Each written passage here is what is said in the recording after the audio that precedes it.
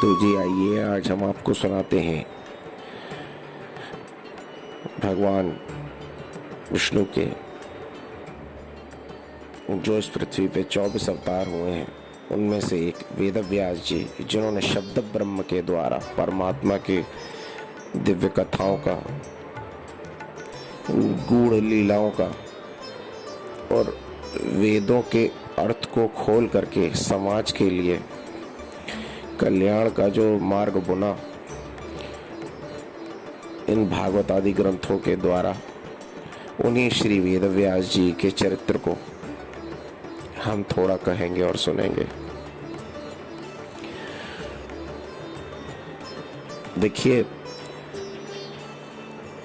आज भी आप सभी जानते हैं हर घर में कोई ना कोई बच्चा होता है और जो बच्चा होता है वो ईश्वर का ही स्वरूप होता है।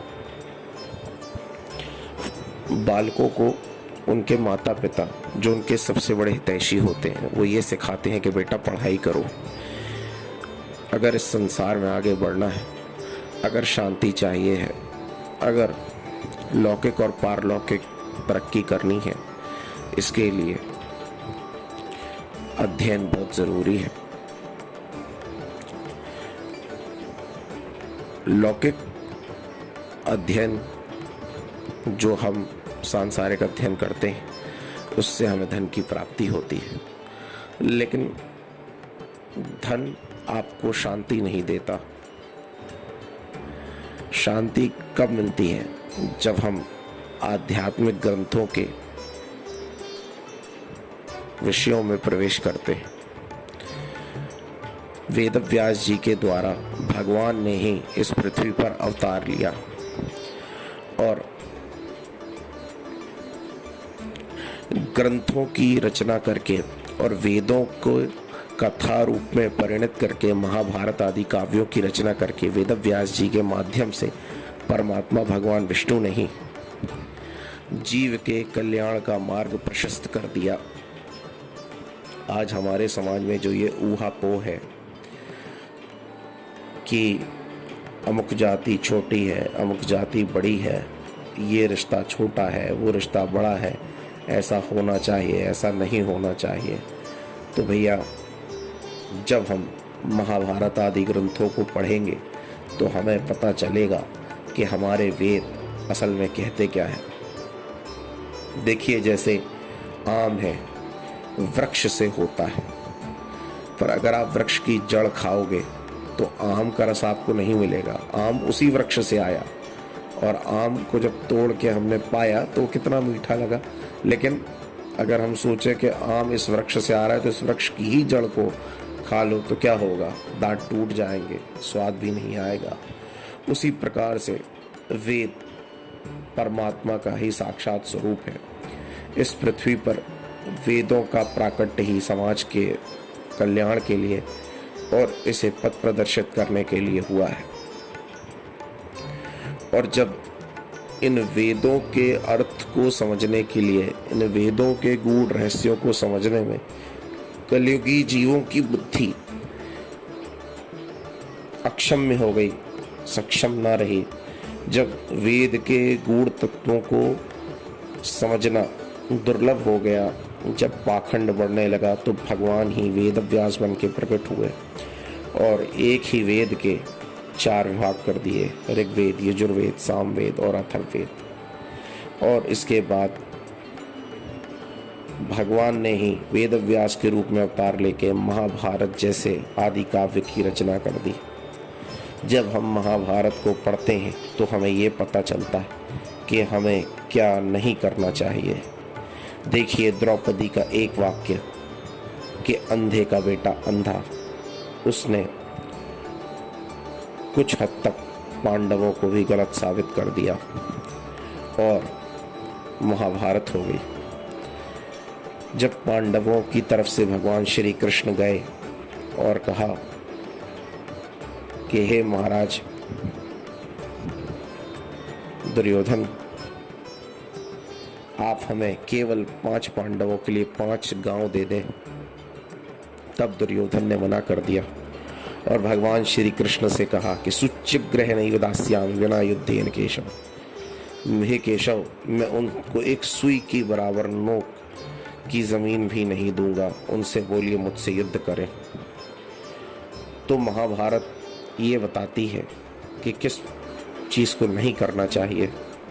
जब विदुर ने धृतराष्ट्र को समझाया तो धृतराष्ट्र ने पुत्र के मोहवश उसकी गलत फैसलों पर ही मोहर लगाई और विदुर जी अपना धनुष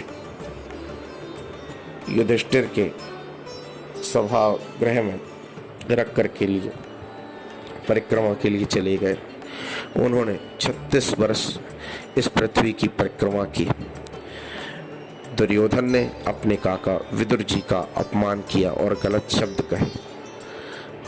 उन विदुर को अपमानित किया जिनकी नीति आज भी पढ़ी जाती है, जो दुर्योधन को नहीं करना चाहिए था।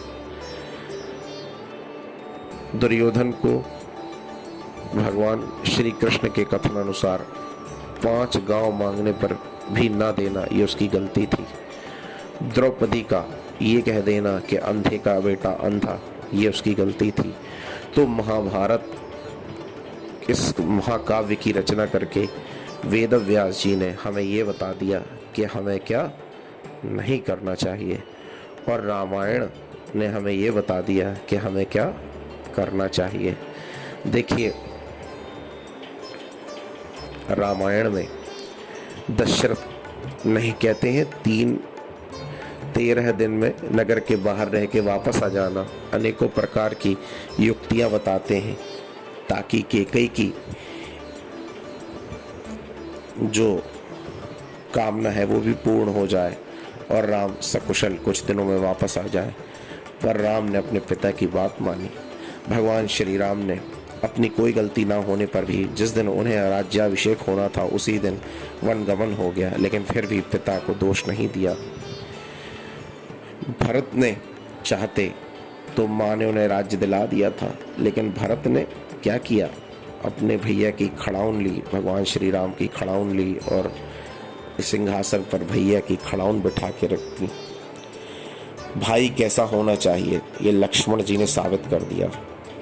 वीर आसन पर 14 साल तक बैठे रहे और लक्ष्मण जी सोए नहीं।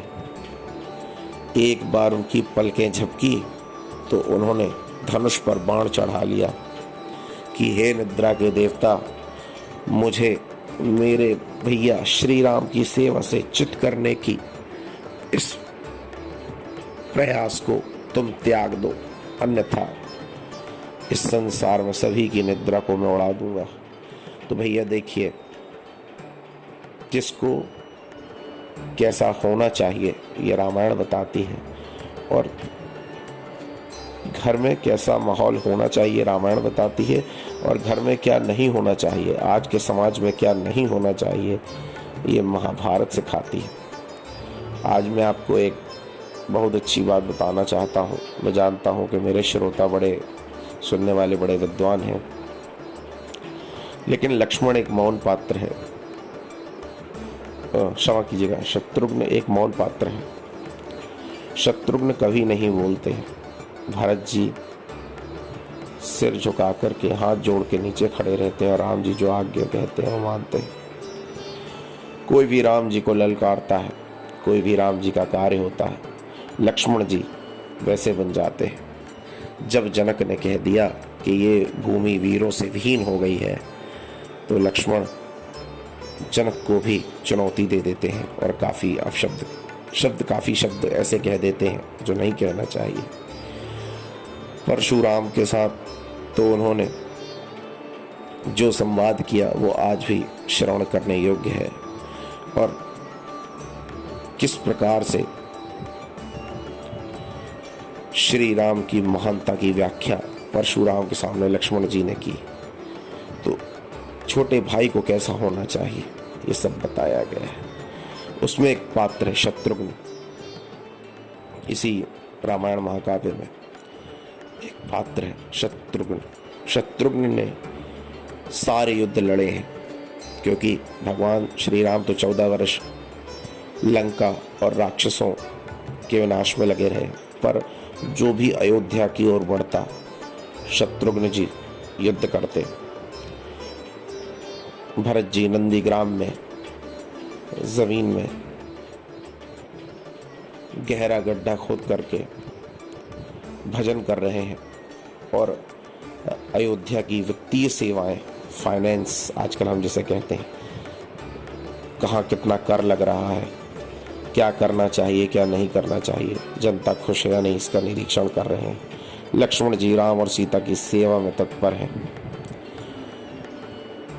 इस प्रकार से रामायण हमें सिखाती है कि हमें क्या करना चाहिए, और महाभारत हमें सिखाती है कि हमें क्या नहीं करना चाहिए।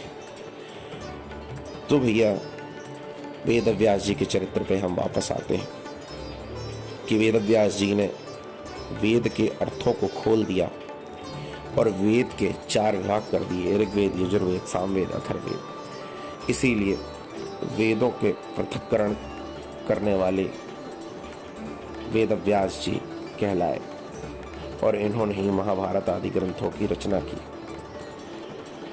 वेद व्यास जी ने शब्द ब्रह्म के द्वारा समाज के कल्याण के लिए ही अपना जीवन लगा दिया, और आज जो ये घर घर और जन जन तक भागवत की कथा वक्ता पहुंचाने का प्रयास कर रहे हैं, ये वेद व्यास जी की मूलतः देन है। ये व्यास जी भगवान के 24 अवतारों में आते हैं और श्री सुखदेव जी के पिता हैं। तो जी आज का ये चरित्र वेद व्यास जी की महानता पर आधारित था। उनकी दिव्य चरित्र को हमने अपनी बुद्धि के अनुसार वर्णन किया आपके सामने। जय जय श्री कृष्णा, जय जय श्री राधे।